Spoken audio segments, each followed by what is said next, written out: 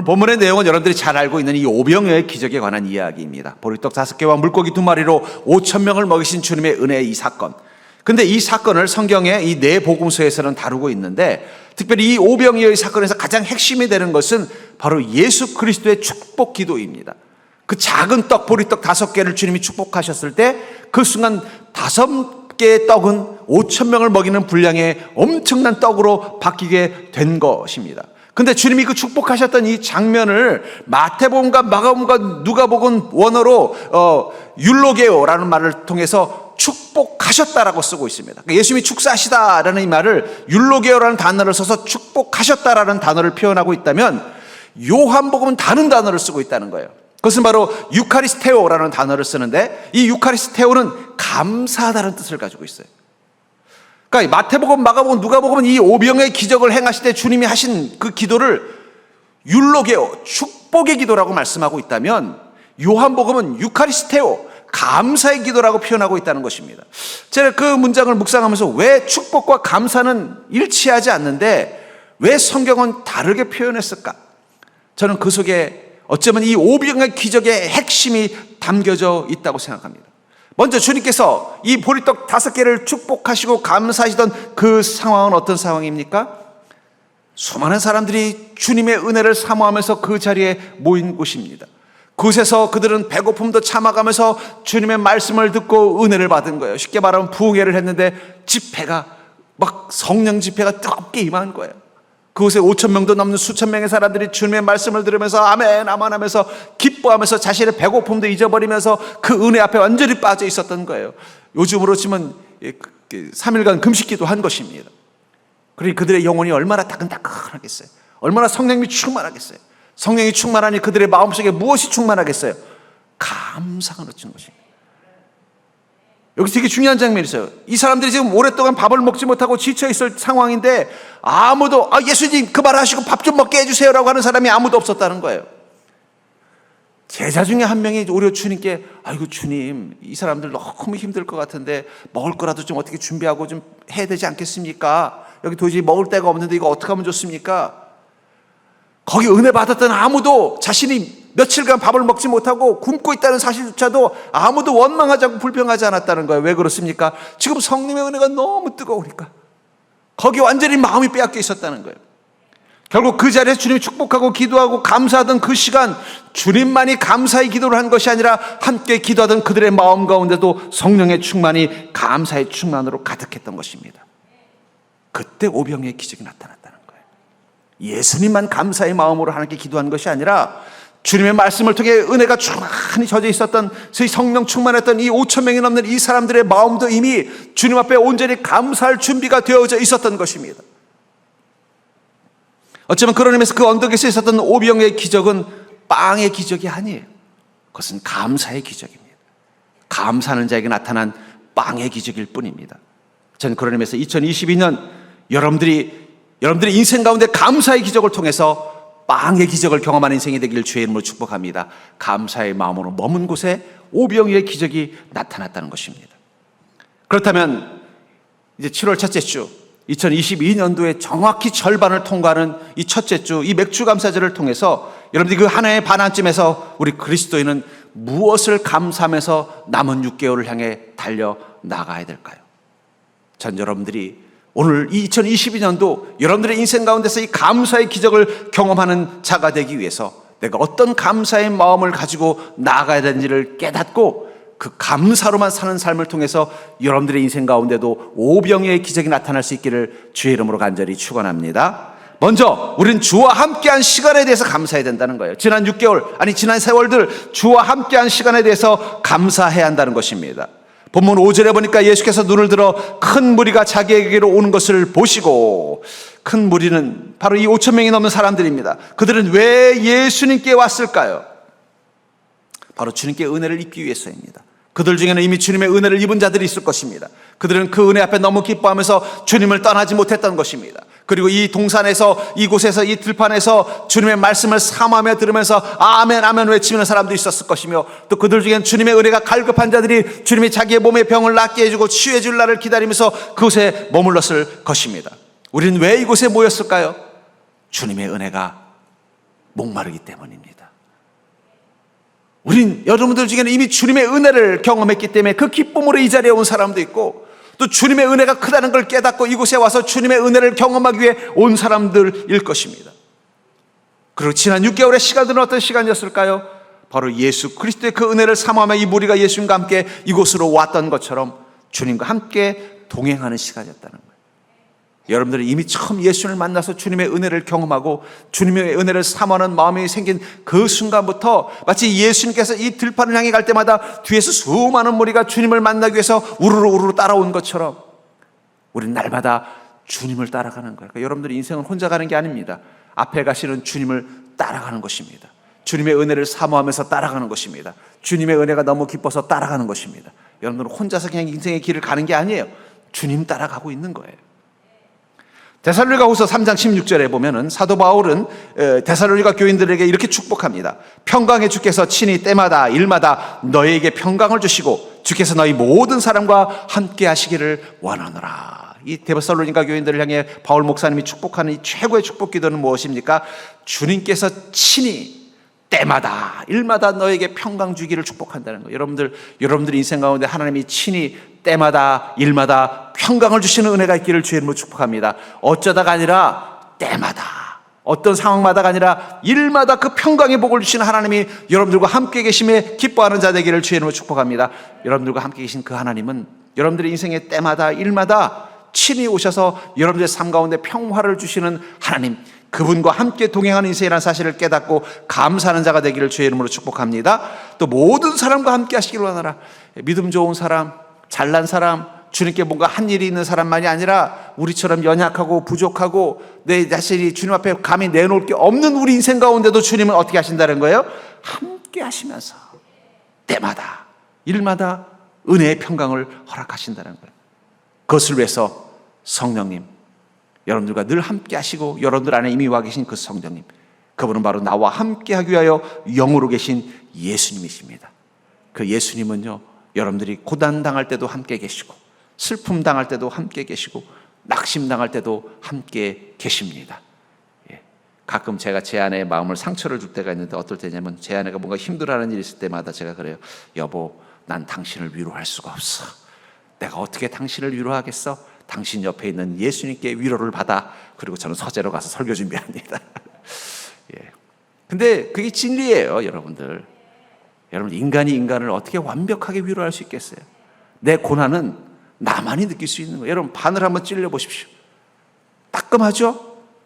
그렇다고 그 고통을 옆 사람이 대신 아파해 줄 수 있나요? 못하는 거예요. 바늘 하나 찔리는 고통도 나 혼자 아파하는 거예요. 근데 그 고통 가운데 혼자 아파하는 게 아니라 같이 아파할 수 있는 유일한 분이 계십니다. 바로 그분이 바로 성령님, 예수 그리스도의 영이라는 거예요. 그렇기 때문에 내가 인생의 고난과 슬픔과 낙심의 때에도 우리는 누구와 함께 있는 것을 기억해야 돼요. 내가 이렇게 힘들 때 주님 내 옆에 계시는구나. 내가 이렇게 실망될 때 주님 내 옆에 계시는구나. 내가 이렇게 슬프고 억울할 때 주님 내 옆에 계시는구나. 여러분들 지난 6개월간 하나님은 여러분들 곁에서 한 번도 자리를 비운 적이 없다는 사실을 기억하는 자 되기를 주의 이름으로 축복합니다. 모든 상황 속에 함께 계신 그 하나님께 감사하자는 거예요.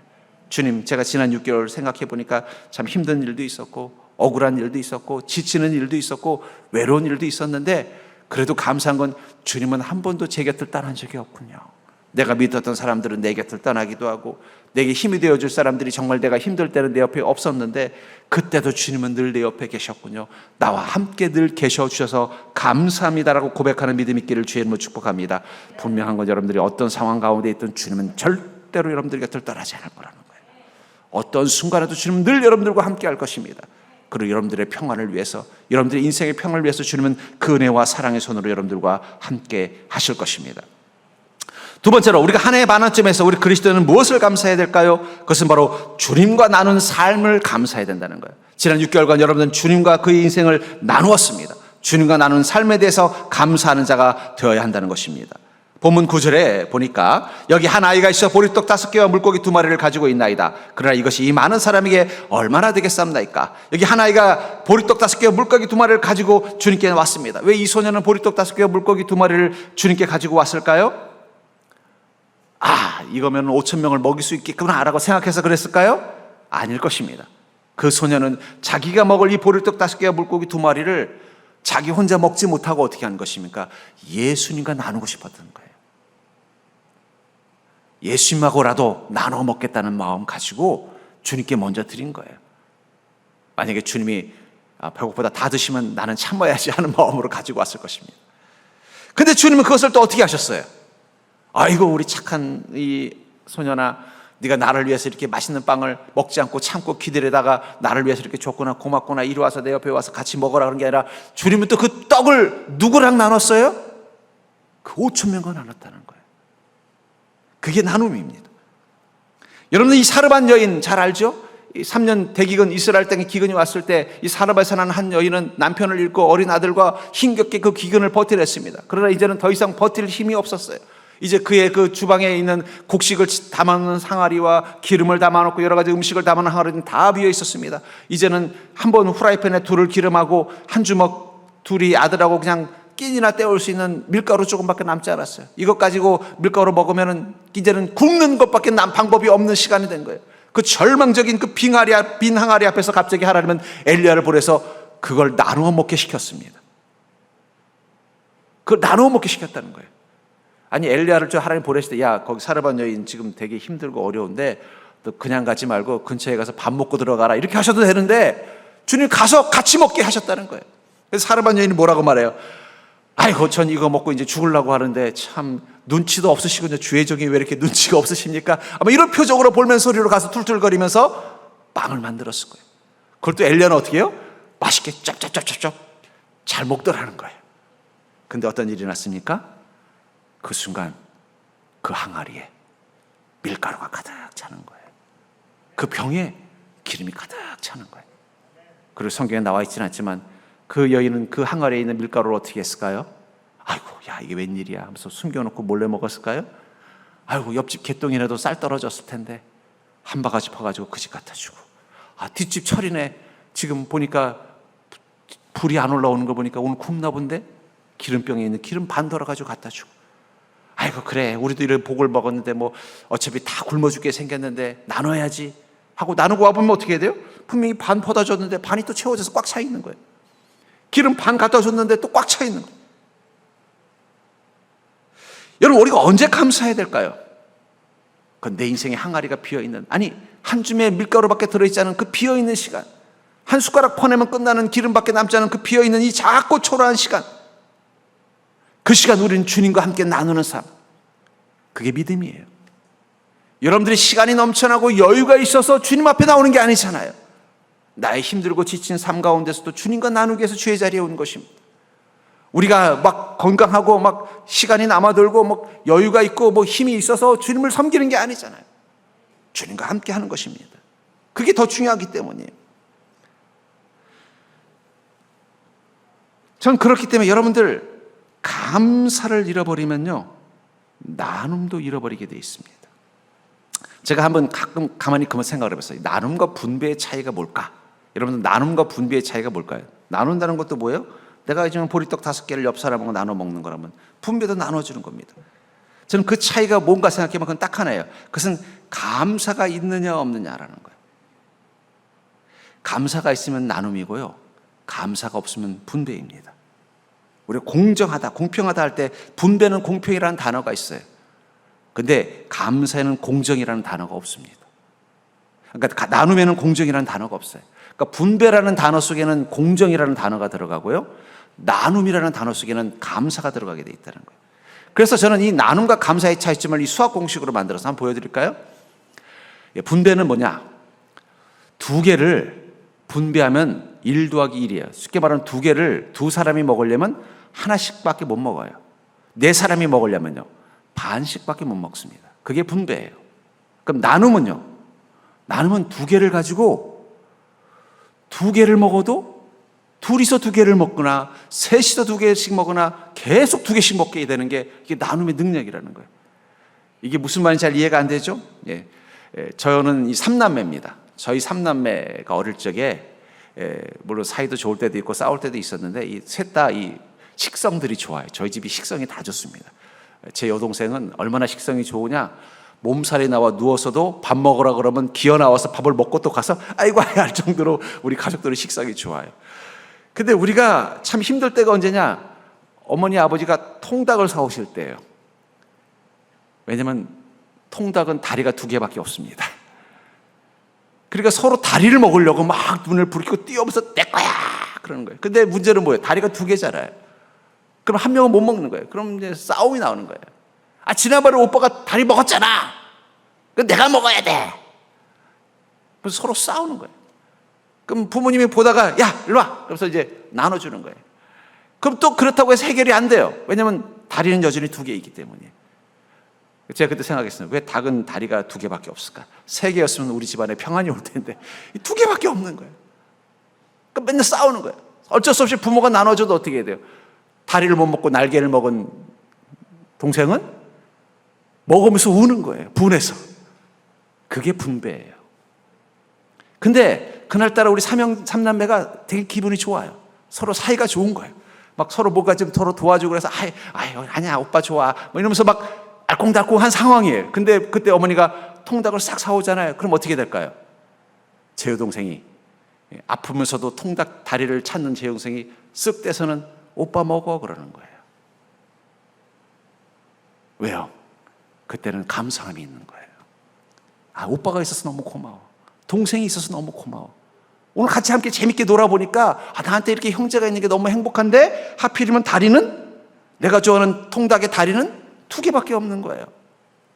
근데 내 마음에 뭐가 있어요? 감사가 있으니까 그걸 띄워가지고는 자기가 안 먹고 오빠 먹어 그러는 거예요. 괜찮아 내가 지난번에 내가 먹었잖아. 그럼 전 또 어떻게 해요? 또 나도 이제 우리 여동생이 사랑스러우니까 어떻게 해요? 전 같으면 그럼 당연히 오빠가 먹어야지 할 텐데 어떻게 해요? 괜찮아 나 지난번에 내가 먹었잖아. 너 먹어. 오빠 오늘은 날개가 땡긴다. 날개가 땡겨서 그럴까요?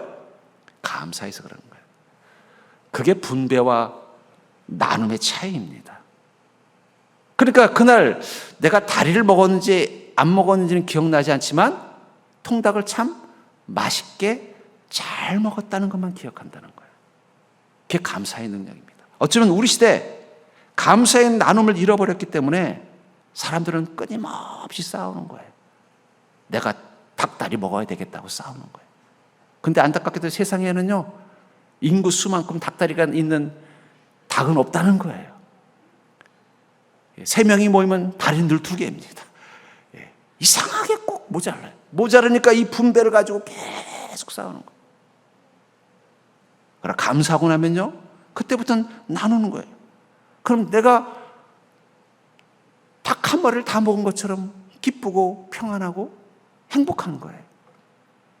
어쩜 우리 시대의 비극은 분배는 있지만 나눔이 없는 시대가 되었기 때문에 이렇게 힘들고 뭔가 내 인생은 손해보는 것 같고 억울한, 마치 그날 삼형제가 사이가 안 좋은데 하필이면 그날 아버님이 통닭을 사왔는데 제 여동생이 다리를 못 먹고 날개를 먹은 게 분해서 밤새도록 누워서 훌쩍훌쩍 우는 것처럼 우리 인생에 대해서 원망하고 있는 게 아니냐는 거예요.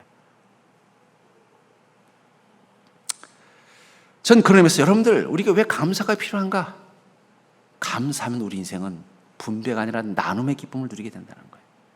감사하는 자에게는요 주님께서 능력이 나타나게 하셔서 이 기쁨을 누릴 수 있도록 만들어 주신다는 거예요. 그렇기 때문에 사랑하는 성도님들, 여러분들이 지금 해야 될 건 무엇일까요? 바로 여러분들 작은 공간에서 그 감사의 한 조각을 시작하는 거예요. 이 소년이 왜 예수님께 이 오병, 이 보리떡 5개와 물고기 2마리를 가지고 왔을까요? 그 소년의 마음 가운데 감사가 있었던 거예요. 내가 예수님을 알게 해주셔서 감사합니다. 내가 예수님을 통해서 이 은혜를 갖게 하셔서 감사합니다. 그러니 제가 가지고 있는 이 작은 떡 저 혼자 먹을 수 없습니다. 주님 같이 나누어 드셔요. 나눔이 시작이 됐다는 거예요. 주님이 그 나눔 가운데 능력을 행하자 어떻게 된 거예요? 그것은 5,000명을 먹이는 분량으로 늘어난 것입니다. 세 번째로 우리가 한 해의 반환점에서 우리 그리스도는 무엇을 감사해야 될까요? 그것은 바로 12바구니가 채워질 날을 미리 감사하시라는 것입니다. 지금 여러분들이 해야 되는 감사 중에 하나는 바로 아직 비어있는 그 12바구니가 채워질 날을 미리 감사해야 한다는 것입니다. 본문 13절을 보시면 이에 거두니 보리떡 5개를 먹고 남은 조각이 12바구니에 찼더라. 이 보리떡 5개가 12바구니로 바뀌었다고 말하고 있습니다. 그런데 저는 가만히 생각해 봤어요. 가만히 있어봐. 그 12바구니는 어디 있었던 것일까? 그 12바구니는 원래부터 비어 있었던 것일까요?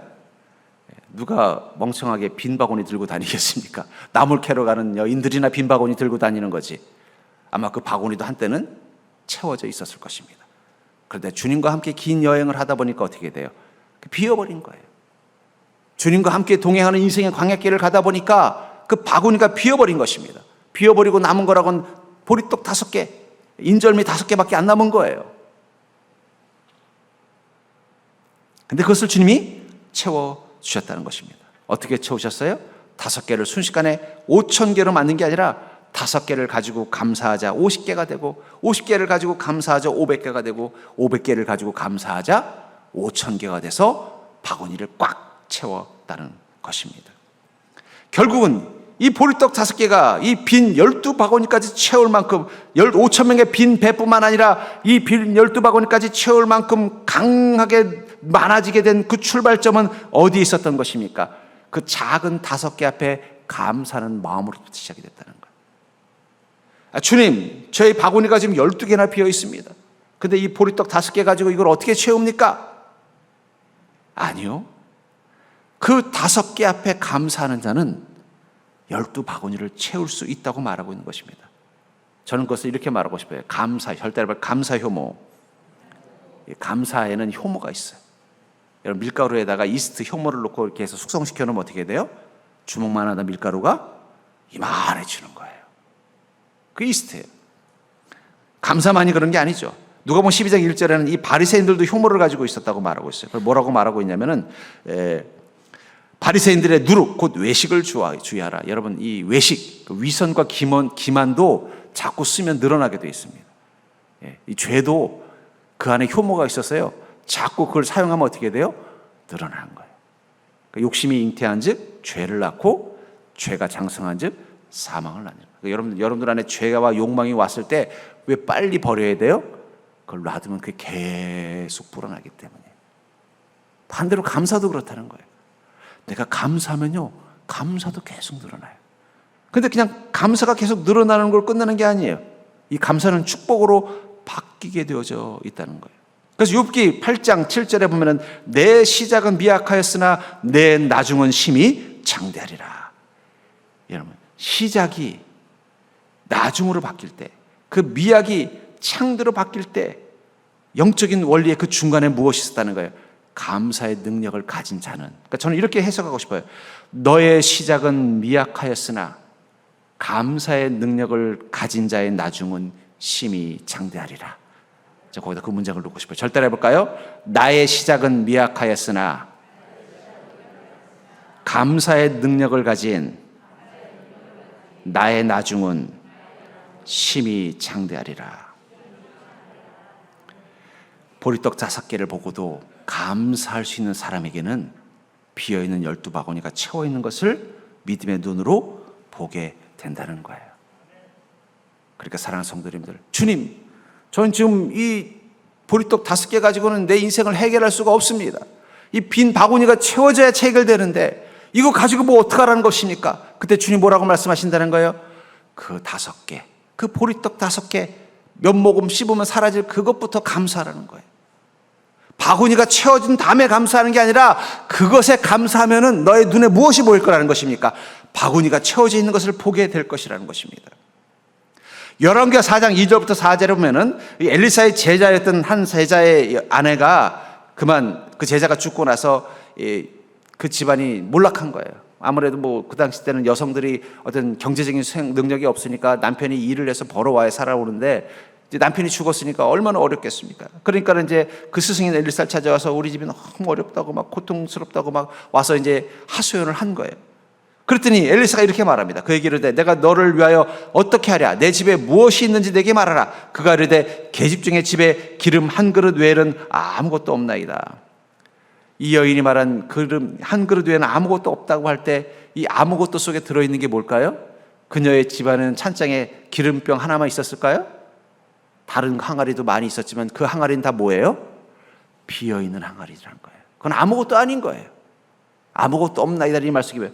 저를 살릴 수 있는 것, 저를 이겨내서 저를 견디게 해줄 수 있는 것은 이 기름병 하나밖에 없다는 거예요. 이 기름 한 그릇에 있는 이 기름, 여러분들이 집안에 있는 그 참기름병 그 정도밖에 없다는 거예요. 나머지 그릇들은, 그 이전에 남편이 살아있을 때는 가득가득 채워졌었던 그 그릇들은 지금 다 비어 있어서 그건 아무것도 아니라는 것입니다.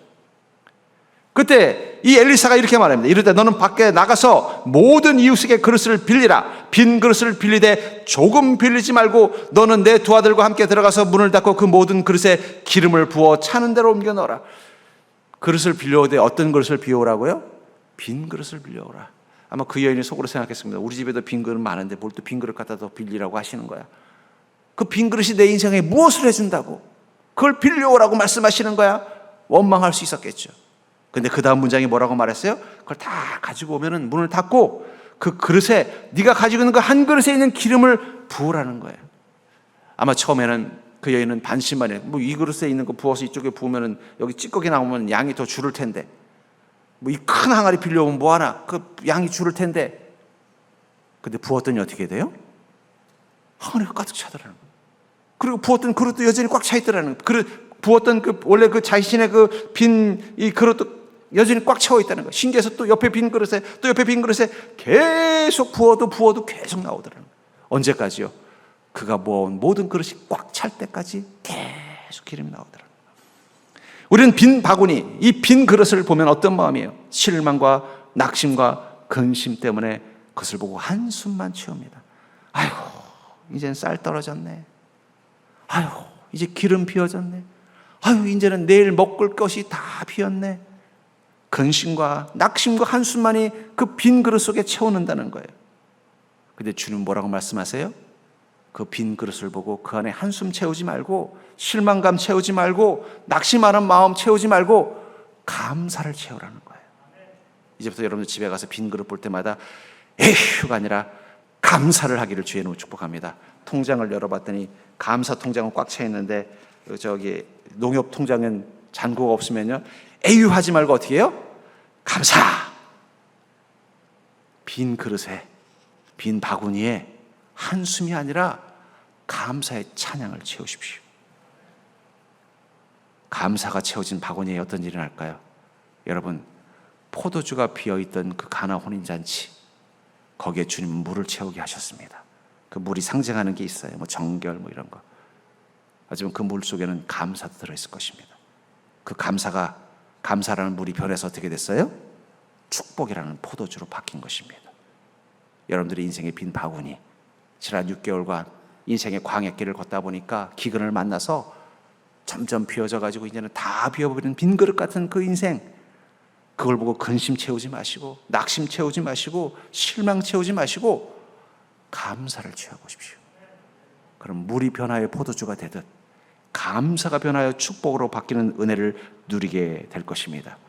그게 바로 유카리스테오가 유로게오로 바뀌는 거예요. 왜 같은 일을 행하심에도 주님께서 유카리스테오라고도 하시고 유로게오라고도 말씀하셨을까요? 믿는 자에겐 감사가 축복이기 때문입니다.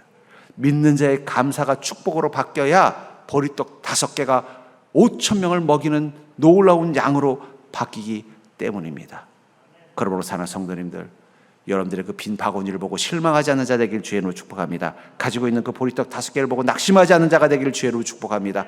여러분들이 그 빈 바구니에 감사를 채우면, 그 보리떡 5개 같은 작은 것에 감사의 마음을 가지고 그것을 누리면, 여러분들은 그 감사가 축복으로 바뀌어서 보병 2여가 아니라 5,000병 2여의 기적을 경험하게 될 줄 믿습니다. 그 은혜를 누리고 사는 인생이 되기를 주의 이름으로 축복합니다.